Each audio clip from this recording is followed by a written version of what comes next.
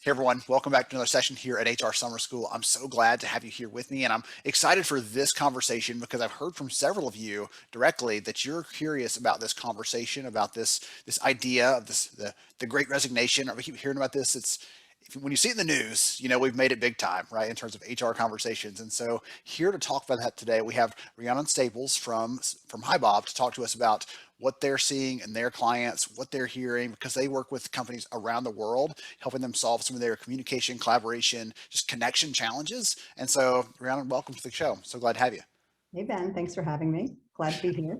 I am so glad you are here. And so, before we dive into some of those things I was setting up for the audience there, because I know they want to hear about it, and I told you before we started recording, like I can't wait to hear what you had to say. Will you give us just a second to tell us who you are and what you do, really quick? Yeah, happily. So I'm the Chief Marketing Officer of an HR platform called Hi Bob. We serve what we call the 3M category in the market. We work with modern, mid-sized, multinational businesses to help them level up the employee experience and manage their employee resources more effectively. Excellent. Wonderful. So, as I said, I'm so glad to have you here because you get to see this cut across not just one country, but multiple countries, multiple organizations. You're hearing from them, and so I'd love for you to kind of level set for us in this conversation. What is the Great Resignation? Because as I said, I saw a piece in the news the other day. I thought it was just like a thing that we were talking about in HR circles, and when you see it kind of in major media, it seems to make it more real, even though it's already real for us who are living it every day. So talk about what that is and what you're hearing. It's so daunting. It's so heavy. In a nutshell, it is the highest level of resignations that we're seeing in about 20 years. And this certainly has happened in the blue collar world, but we're starting to see and experience it in the white collar businesses as well. Over the course of the past 18 months, while all of us were on lockdown during the pandemic, there was very little movement happening. People were a little bit nervous to take a shift, to make a move and see what was going to happen. But now that things are returning to normal, there is a great talent war, another buzz term that's being used in the industry, but a great talent war that's at play, particularly in the white collar organizations, where people are leaving for better fit, better pay, better flexibility, better opportunities, better culture, better location. The motivations are vast, but people are taking the decision now to shift out of their current organizations and move on. So this conversation around people are just like we're ready to move, we're ready to go. Like we've been holding out this pent up demand, and suddenly it's the collective letting your breath out. What does that whole conversation have to do with culture? Right? What does that have to do with how companies value their people? Because I feel like those two things are connected, and what you say, what you do, how you treat people probably has a factor in that. What do you think? For sure. So one of the things that I'll mention, and this isn't a direct correlation to culture, but it's part of culture, and the conversation that we're hearing amongst a lot of our customers, and I'm sure this won't be different than the audience that we're speaking to today, is the interest for employees to have greater flexibility coming back to the workplace. For the past 18 months, everyone was told to go home, work remotely, we trust you, get it done, keep the business afloat. Employees performed, right? They faced that challenge head on. Businesses, many are thriving. Employees have proven that they can be productive remotely, working from home, working in a flexible capacity, balancing personal struggles and business struggles simultaneously. And now we see a lot of businesses saying it's safe to come back to work or getting safe to come back to work. So we want you back in the office. And there's this reaction from the market saying, I'm not so sure I'm up for that. First off, I've gotten really used to the flexibility that work from home has offered to me. And secondly, why? Why do I have to come back? Why is this so important? And I think it ties to a larger conversation that's happening about trust and trust in employees and their ability to be productive outside of the physical confines of workspace, and trust in businesses in themselves that they've set the right objectives in place and they've been clear enough about their expectations with employees that the businesses can thrive despite the fact that we're not continuing to be in the same physical confines of an office space. The word trust there gets me because it's organizations, sometimes organizations feel like, well, people should trust us, but we don't have to reciprocate. And I'm not sure why that is. Like why you would never do that in your personal relationships or in your professional relationships with anyone else. You'd say, "Hey, I'm just going to blindly trust this random person I just met. Just hope for the best." And yet, organizations for some reason they make the assumption for whatever reason just assume that people are going to blindly come back, even though they're saying, "I don't think you can keep doing what you've been doing successfully for a long period of time. And I had a chance actually last night. I was meeting with an HR mentoring group and talking with these leaders of these different companies and kind of getting a little bit of an informal poll from them about what are you thinking about this? Because this, where I live, the majority of companies are very focused on security, IT security, things like that. And so in the past, it was always oh, you want to work remote? Go somewhere else. That's not a choice. It's not an option. And it really surprised me how this thing, where in the past it was a absolutely never going to happen. Last night, several of them said that is now like our preference when new people come on. We don't want to build that new office. We don't want to have this new, space for people or have to figure out how to put people in. Like, we're happy for them to work from home because they've proven themselves, as you said a minute ago. They're proving themselves. They've already given us that track record. So again, I don't know. Yeah, That wasn't even a and question. the benefits for the employer are just as great as the benefits for the employee. You've just cited a few of them, right? Employers are recognizing that they can now recruit from across the globe. So maybe some of the best talent sits internationally for those companies. If they're sitting in Virginia and they required everyone to recruit in the office, they wouldn't have the ability to recruit that talent. So access to talent pool, cost savings, the benefits are great for employers just as much as employees. Goodness. So you talked about benefits for employers. On the employee side, like in general, you mentioned they want some flexibility. That's I think the key word here. Anything else that the employees are looking for or thinking about? Again, you have a chance to kind of tap on the shoulders of a lot of different HR leaders and business leaders at the companies you're working with. What are you hearing from them around like what the employees are just really craving right now?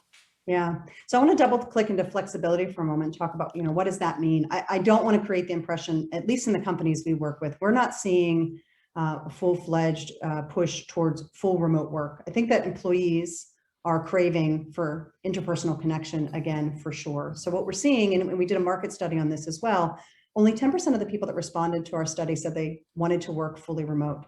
The large majority of managers and employees wanted flexibility. And flexibility means different things to different people. There's no one size fits all approach. It could be flexibility in space, right? So I want to be able to work remote a couple of days a week and in the office a couple of days a week.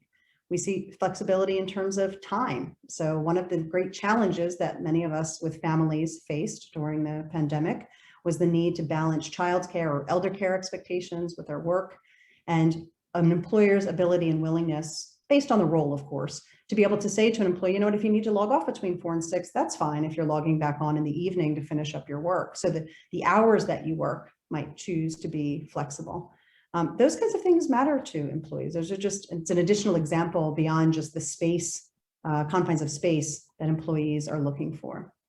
Well, you're in the New York area, correct? I am, That's yeah. where you're based. I Yeah. have a friend who's there, and he said that one of the things that their office has done, or their team there has done, is they've actually set it up so when their employees are gonna work, they want to work from the office, they have that ability, but they also have another layer in there where they say, hey, if you're going to do something creative, if you're looking for time where you need to just kind of brainstorm and think, or you need something where people are inputting that, or if you need that solo time, like they're asking for those kinds of things because they're trying to figure out, hey, when people are trying to be creative, are they most likely to be working from home? Are they most likely to be working in the office? Are they looking for, they just want a co-working space where they can go and be around people, but just have that kind of camaraderie without having the requirement to interact with someone else. And so they're looking for those things, like you're talking about here, the flexibility, even in the type of work you're doing and how you feel like that fits you best in your working styles. So there's so many different aspects, that flexibility piece, that really fit in there that allow you to tailor it around the individual and kind of sculpt this job, this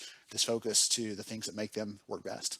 100%. And managing that can be a bit of a challenge, like matrix organizations. One of the things we do in Bob, and we've done, particularly as we were facing constraints with the number of people you could have in the office, is utilizing technology to be able to say, like, I'm going to work in the office this day. So you're within the confines, or at least allowing the limitations of what you were permitted based on government guidelines. Now it's about letting other people know when you're going to be in the office so that they can arrange time to be in the office with you. And we also see companies, changing how the office is designed. I've been reading stories and I've talked to some people personally who are redesigning the office space, more collaborative space, less desk space, or hot desking versus dedicated seats, as a way to make sure that the physical environment also fosters the way in which people are coming back into the office. So we've talked through we talked through the Great Resignation, some of the things that employees are thinking about, some of the things that are on top of mind for the employers. So the picture that we're painting is there's almost like a cliff coming, right? We're driving towards the cliff. We've got to figure out how to stop, how to turn around, how to solve for that. So what do employers need to be thinking about for the HR leaders right now who are listening to us talk? And by the way, if you're listening to this and you are thinking about flexibility or you're curious about those kind of things, go ahead and just pop that in the chat right now so you can we'll get a chance to hear your thoughts and hear how you're feeling about this, because we know this is top of mind because we're talking to a lot of people just like you. But what is your advice for employers on how to solve for this, or what should they be doing before they realize, oh gosh, like it's too late. We've got those recommendations are actually coming in. We're missing that. We've missed the opportunity. Any advice for them on how to actually tackle some of those things you're talking about here? Because like flexibility is a great idea, but what do you do next once you've bought into that? Yeah. First thing, the most important thing is listen. Listen to your employees. Listen to prospective candidates. Put your ear to the ground and understand what's being asked of you and of the organization in terms of what people expect. And there is not going to be a one-size-fits-all approach. One of the things that we're really focused on, and the companies we work with really focus on, is manager empowerment. Your managers are the direct link to the front line of the business. They've got the ear of employees. They're hearing and understand directly what challenges them personally, what challenges their employees.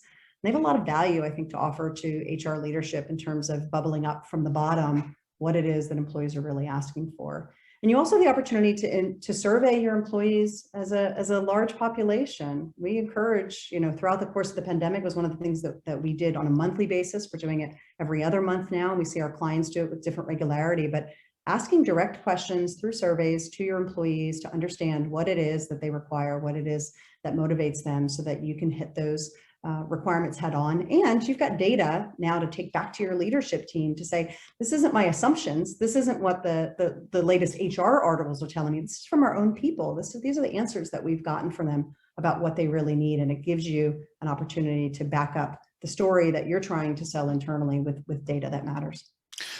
I'd love to. One of the first things you said, you said several things that right there that were really powerful. But one of the things you said was, this is not on us entirely as HR leaders, and everyone out there needs to hear that loud and clear. What Rhiannon said. You have a group of amazing managers who are at your company who want to take care of their teams. They don't want them to leave. They don't want them to depart. They don't want to lose them. And they are on your team, but we've got to make sure and bring them into this conversation, make them feel part of that. And the word you used there was empowered, right?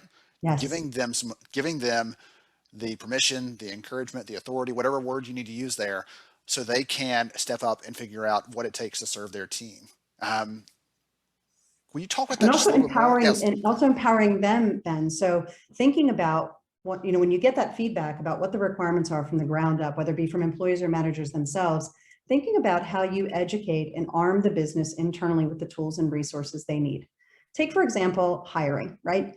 Many early stage managers have probably never hired someone completely remote, or not hired someone without the chance to meet them face to face. Maybe they did during the pandemic, but it's a small example. The ability to drive that education internally and to be able to help them how to assess soft skills, right? If you think about soft skills like time management and communication, these are critical things for success, for employee productivity, for an employee that's working in a remote or hybrid capacity. Helping educate managers on how to assess for that in a hiring process is one small way you can have an impact on helping the entire organization evolve to this new way of work. So that education piece and giving back to the managers and giving them the knowledge, the insight, the tools, the data they need to be smarter about how they manage their teams in this new world of work is really important. Goodness, I keep wanting to ask you like one more question. Every time you say something, I've got something else that I'm curious about, or you've just shared that's so powerful. You also mentioned the data piece of this, and I want to encourage the people out there listening, because sometimes when you say data, as I'll admit it, right? I've been an HR leader in the trenches. When someone says data, you kind of shrink back a little bit because we don't always have the cleanest or the most accurate information in front of us. But having even something as simple like Rhiannon's saying here, like having a simple survey that you've asked your employees what's going on or what they need, to be able to bring that back and rely on that is a foundation that you can stand on. That is actual real evidence. It's not just Nobody can How debate does it that. feel? Right, how do I feel? Yeah, yes. So I told someone that this morning, actually. I said, they can argue with you, but they can't argue with the data. It's not going to do any good because it is what it is. So using that as a foundation to do some of the things that you're saying here to help elevate those conversations, to help bring those issues to the top so you can take action on them, to help, there are probably some managers even, right? We kind of assumed in this conversation that all managers are on board and supportive of this. There are probably some that need to be convinced, and having that data will allow you to have a straightforward conversation with them. Did you know that the employees that are working in your division or in your line of business, here's how they feel? That creates a better and more clear conversation where you can get, instead of fighting about what's going on, you can join arms together and fight against whatever the issue is at hand. So Yeah. there's What so does many that say to good your things there. employees, all the employees? Like, you care about their experience, you're asking them for input. It's a very strong, powerful, positive message for employees too, that you care enough to ask versus making assumptions. And we've all been part of some sort of rollout of a benefit or a program that somebody in the business was really passionate about, but didn't vet first. And it gets to us, we go, this feels like a waste, right? So you don't have to run that risk when you've asked and surveyed your employee population. Absolutely. Goodness. Okay, so I've taken a ton of notes over here on my end. Hopefully everybody listening in has been taking notes too. If not, go back and watch the replay and then watch it again and catch all the good ideas and things that Rhiannon shared here with us. If someone is curious about the work you're doing at HiBob, again, we talked about this because you are seeing these kinds of insights across your customers. You talked about some research a minute ago. I'll go ahead and make sure and post a link in the comments right now so someone can go and check out the website. But are there any other resources or anything else that we need to make sure we share or mention here in the conversation before we wrap up? Yeah, I think at our site, you can find some great information on how to manage hybrid teams for sure. We also have a lot of good information on metrics and KPIs that matter to your leadership team. That would probably be also a useful resource. I'll make sure that they're readily accessible on the website for those that are visiting. Awesome. Wonderful. Well, thank you so much for joining me. I've appreciated this conversation, and again, I keep seeing people talking about this, and I'm so excited now I can point them back to, oh, you're worried about that, you're curious about that. I've got the playbook for you on how to solve it and send them right to this conversation. So thank you for joining me. I appreciate it. Thanks so much, Ben. I think there's just such an immense opportunity for business leaders right now to level up their game. I don't think this is a negative thing in any way. I think it's a chance for us to really take advantage of the market shift and position ourselves as leaders to draw the best talent possible. So thanks for giving me a forum to discuss it with your crew. Absolutely. Hey, I can't think of the quote off verbatim, but adversity brings out the best in us, right? Because it's a chance to really rise to the opportunity. And this is a great example of that. So thank you for pointing that out. To everybody else, hang tight for another session here at HR Summer School coming right up.